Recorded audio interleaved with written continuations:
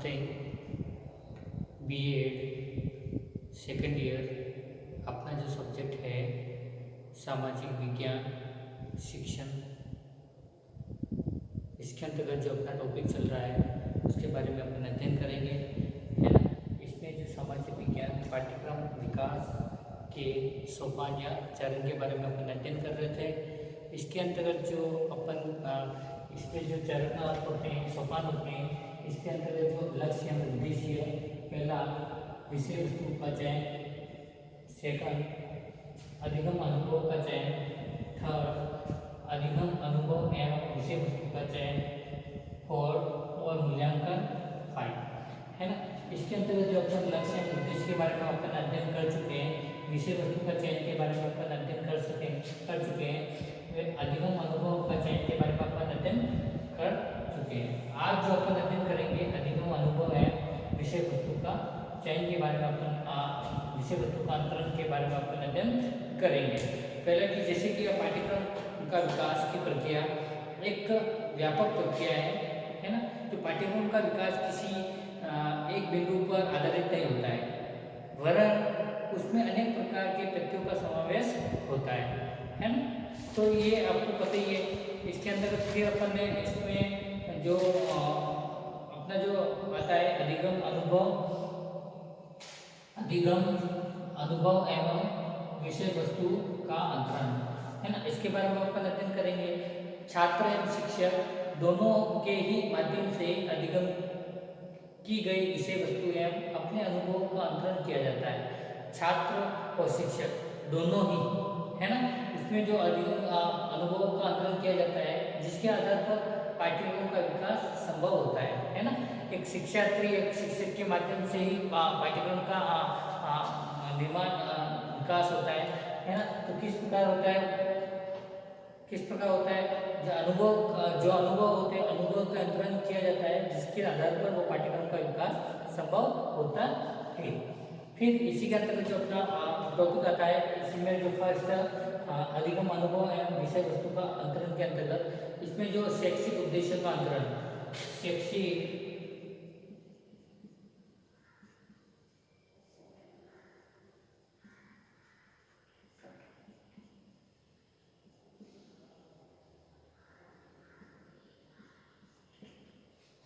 शैक्षिक उद्देश्यों का अंतरण, इसके अंतर्गत जो बताया गया है, शैक्षिक जो उद्देश्य के अंतरण के कारण भी पाठ्यक्रम विकास संभव होता है ना।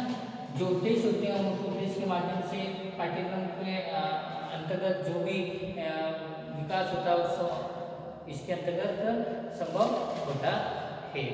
फिर इसी के अंतर्गत जो अपना आता है सेकंड शिक्षण विधियों का अंतरण,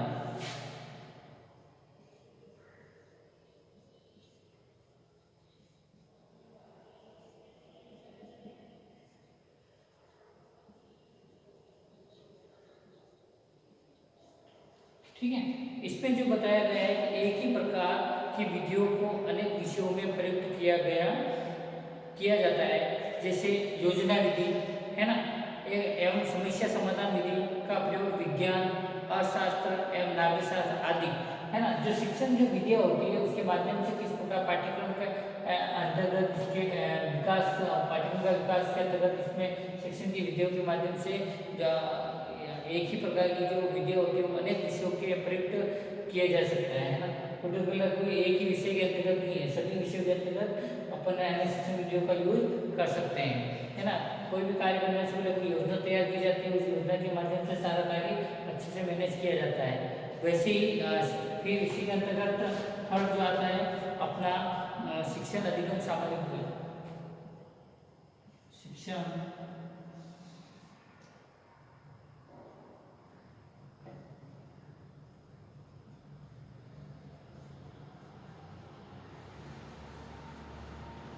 अधिगम सामग्री,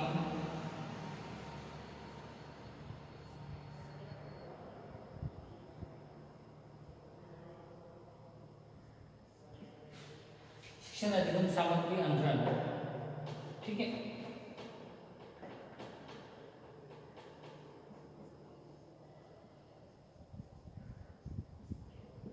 ठीक है।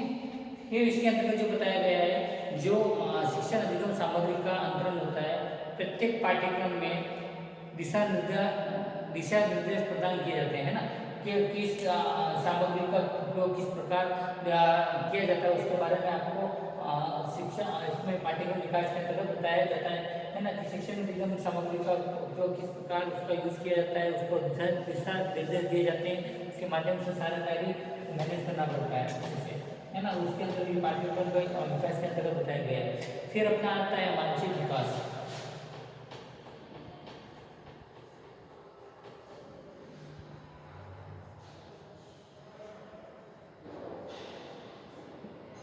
मानसिक विकास, इसके अंतर्गत जो बताया, तर्क एवं चिंतन के विकास के कारण ही अंतरण प्रक्रिया संभव होती है। तर्क और चिंतन, है ना, चिंतन करते हैं, मनन करते हैं, तो उसके मानसिक विकास की संभव होती है। अंतर का प्रक्रिया का प्रयोग प्रतिभाशाली छात्र द्वारा शीघ्रता से ही किया जा सकता है ना। जो प्रतिभाशाली जो बच्चा होगा, उसको उसके माध्यम से उसका जो भी कोई भी अगर क्वेश्चन पुटअप करेंगे तो जल्दी से उसका आंसर दे देगा, है ना, तो ये प्रतिभा छात्र शीघ्रता से ही किया जा सकता है ना, मानसिक विकास। इसके अंदर फिर फिर आता है ज्ञान की व्यापकता।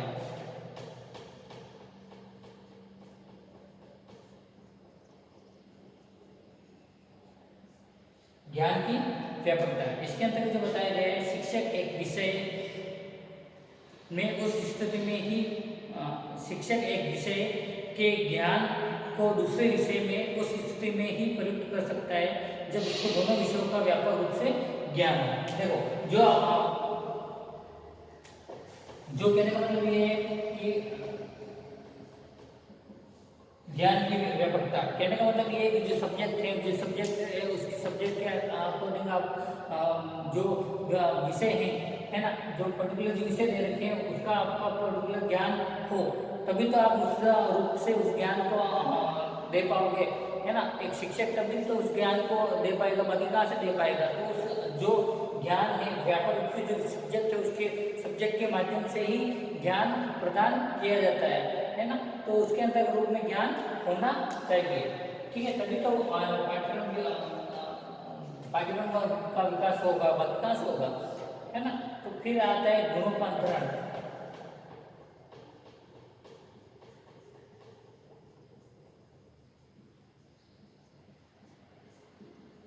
गुणों का अंतरण, इसके अंतर्गत जो बताया गया है कि किसी एक व्यवस्था का गुण दूसरी व्यवस्था में कार्य करता है।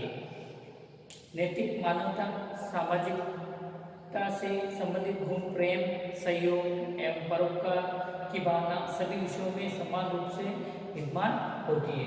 तो गुणों का मतलब ये होता है कि कहने का मतलब सारे सभी पाठ्यक्रम के विकास के अंतर्गत सभी गुण विद्वान होते हैं, है ना। एक शिक्षक एक शिक्षार्थी को किस प्रकार गुणवत्तापूर्ण शिक्षा प्रदान करता है, उसके अंतर्गत गुण विद्वान होते हैं। जैसा अगर गुण विद्वान होंगे वैसे ही आगे वो नई पीढ़ी को विकसित करेगा, है ना। अगर गुण ही अच्छे नहीं होंगे तो वो किस प्रकार उस पीढ़ी को आगे और अपने समाज को, आने वाली पीढ़ी को किस प्रकार उस गुण को विकसित कैसे करेगा, तो वो ज्ञान ही उसको सही तरीके से नहीं दे पाएगा, ठीक है। फिर इसी के अंतर्गत जो अपना ये हो गया, है ना। फिर इसके अंतर्गत अपना जो मूल्यांकन आता है, क्या आता है, मूल्यांकन। ये जो सामाजिक विज्ञान पाठ्यक्रम विकास के सोपान चरण के बारे में लास्ट में मूल्यांकन आता है, ठीक है। ये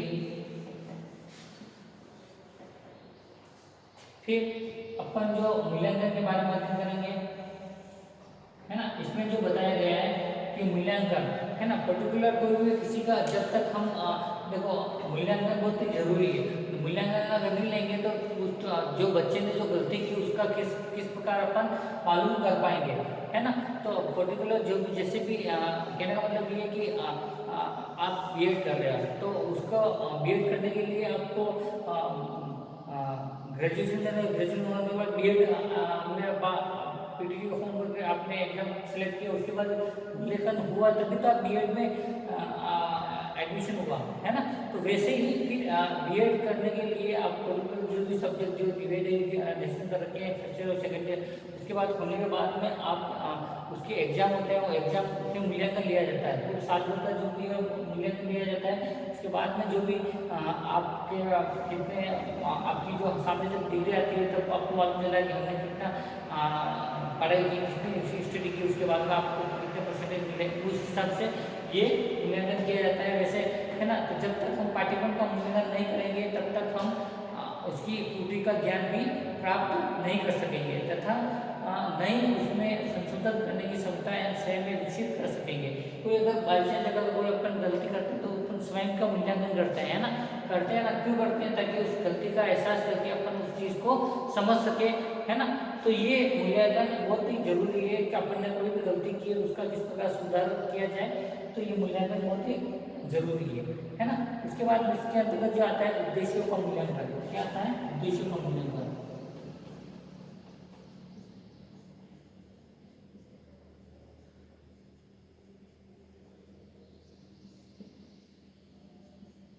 उद्देश्यों का मूल्यांकन, इसके अंदर जो बताया गया जो उद्देश्य को निर्धारित करने के बाद उनकी प्राप्ति का मूल्यांकन नहीं किया जाता है, तो उन उद्देश्यों को कोई महत्व नहीं होता है। जैसे पाठ्य योजना, प्रकरण से पूर्ण ज्ञान, है ना, अवबोध, अनुप्रयोग एवं कौशल आदि, है ना। ज्ञान, अवबोध, इसमें बता देता हूँ, ज्ञान, अवबोध,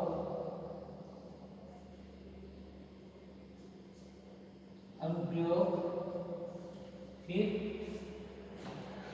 ज्ञान, अवबोध, अनुप्रयोग एवं कौशल, है ना, कौशल। तो ये इसके माध्यम से पूर्व ज्ञान, है ना। अपन जो है ना, कहने का मतलब ये कि प्रकरण जब अपन पूर्व तैयारी करते हैं किस प्रकार करते हैं अपन, जो है ना ये इसके अंदर जो अपन पाठ योजना जो तैयार की जाती है उसके अंतर्गत अपन को पूर्व ज्ञान होना बहुत जरूरी है। तो उसके अंतर्गत अपन जो प्रकरण तक पहुंचने के लिए अपन एक क्वेश्चन पुटअप करते हैं, उस क्वेश्चन जैसे जैसे क्वेश्चन पूछेंगे अपन प्रकरण तक पहुंच जाते हैं, है ना। एक माध्यम होता है उस उद्देश्य को पूर्ण, ताकि वो अपन उस चीज़ को जिससे अपन प्रकरण अपना उद्देश्य वहाँ तक अपन पहुँच सकते हैं। फिर अपना जो पाठ्यक्रम जो पढ़ाना है कि तो उसके आगे तक अपन उस चीज़ को कर सकते हैं। तो ये पूर्व ज्ञान, अवबोध, अनुप्रयोग, कौशल आदि, है ना। तो इसके अंतर्गत जो उनका मूल्यांकन हम छात्रों के व्यवहारगत परिवर्तन के आधार पर करते हैं। उनका बच्चे को जो व्यवहारगत जो परिवर्तन तो उसके आधार पर करते हैं। फिर इसके अंतर्गत सेकंड आता है अधिगम का मूल्यांकन।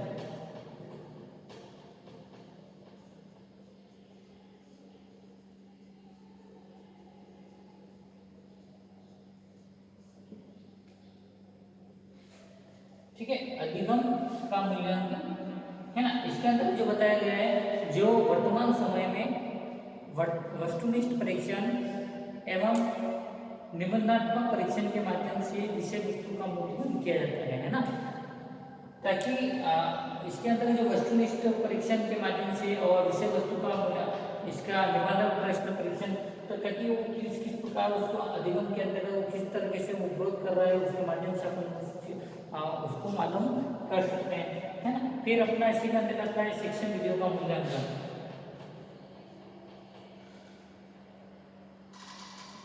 शिक्षण विधियों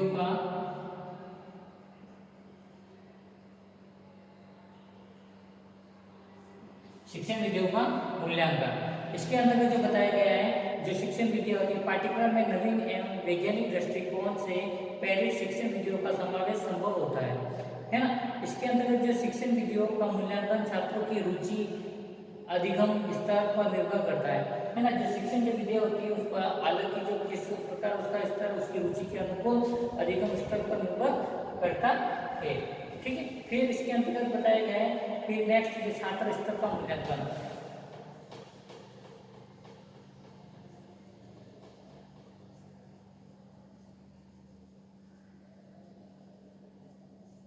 छात्र स्तर का मूल्यांकन, इसके अंदर जो बताया गया है कि अनेक विषयों उसकी मानसिक योग्यता का भी मूल्यांकन संभव होता है ना। इसके अंदर जो छात्रों का स्तर है ना, उसकी मानसिक स्थिति, अनेक विषयों, उसकी मानसिक योग्यता का भी मूल्यांकन संभव होता है।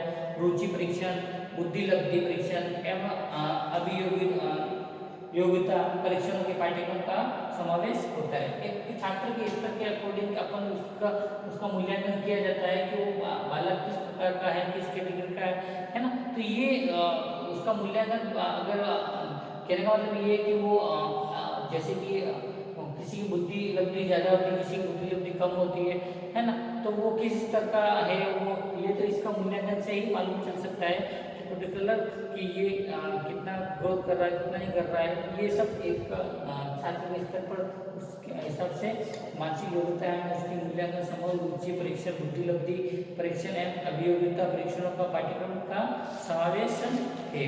फिर अपना आता है मूल्यांकन विविध प्रकार। इसी में आता है मूल्यांकन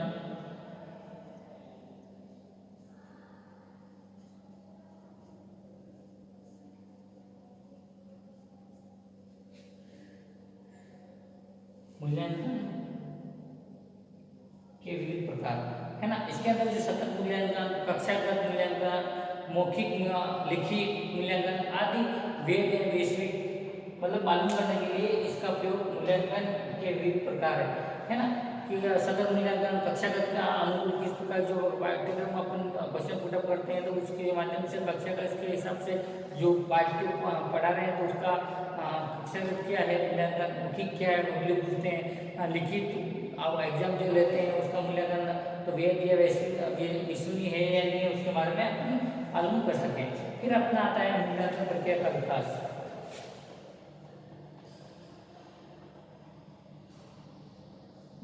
मूल्यांकन प्रक्रिया का विकास,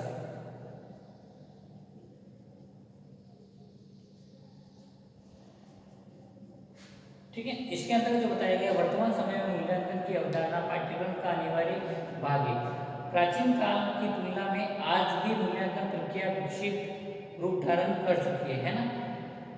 भाई आपको पता है प्रक्रिया ही मूल्यांकन, अगर मूल्यांकन के माध्यम से ही सारा पाठ्यक्रम का निर्माण किया जाता है और पाठ्यक्रम के माध्यम से बच्चे जिस प्रकार कक्षा के अनुकूल ग्रोथ करते हैं उसका मूल्यांकन कैटेगरी के हिसाब से उसको वो कितना विकसित हो रहा है, क्या है क्या नहीं है, जो मतलब बबली उसका प्रक्रिया का विकास किया जाता है।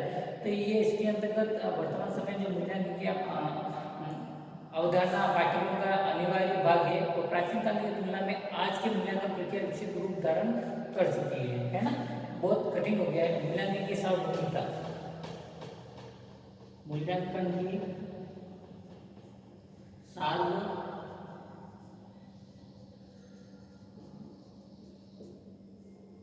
भूमिका। इसके अंदर जो बताया गया है कि इंटरनेट के माध्यम से साक्षात्कार की प्रक्रिया घर बैठकर ही संपन्न की जाती है ना। अपन जो इंटरनेट के माध्यम से जो अपन जो भी कार्य करते हैं वो साक्षात्कार खुद अपन की प्रक्रिया को घर बैठकर ही संपन्न की जा सकती है ना। तो उसका मूल्यांकन भी हो सकता है। आपने मूल्यांकन अनुभव का समावेश। नेक्स्ट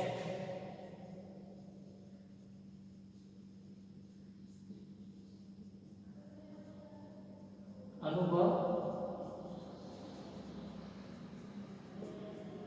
समावेश। इसके अंदर जो बताया गया है जो परीक्षा के दिनों में भय की स्थिति उत्पन्न हो जाती है ना, हो जाती है ना। जो भी अपन एग्जाम जब पास में आते हैं तो अपन भय उत्पन्न हो जाता है कि अब हमने स्टडी की नहीं, फिर किस प्रकार पढ़ेंगे, क्या है क्या नहीं, तो वो भय घुस जाता है।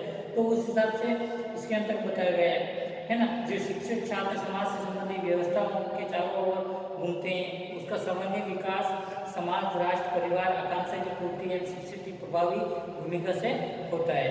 शिक्षक, शिक्षार्थी और समाज के अनुभव तथा व्यवस्था एवं अवधारणाओं में परिवर्तन पाठ्य विकास के प्रत्यक्ष एवं अप्रत्यक्ष रूप से सहयोग प्रदान करते हैं, है ना। पाठ्यक्रम प्रत्यक्ष और अप्रत्यक्ष रूप से किसी भी प्रकार से वो सहयोग प्रदान करते हैं। तो आज अपना सामाजिक विज्ञान पाठ्यक्रम विकास के सोपान चरण के बारे में पूरा कंप्लीट हो चुका है, उसके बारे में अपन अध्ययन कर चुके हैं। आज के लिए इतना ही काफ़ी है, ठीक है। कक्षा को उसको व्यवस्थित बनाने के लिए आपको बहुत ध्यान रखा उसके लिए, और आपको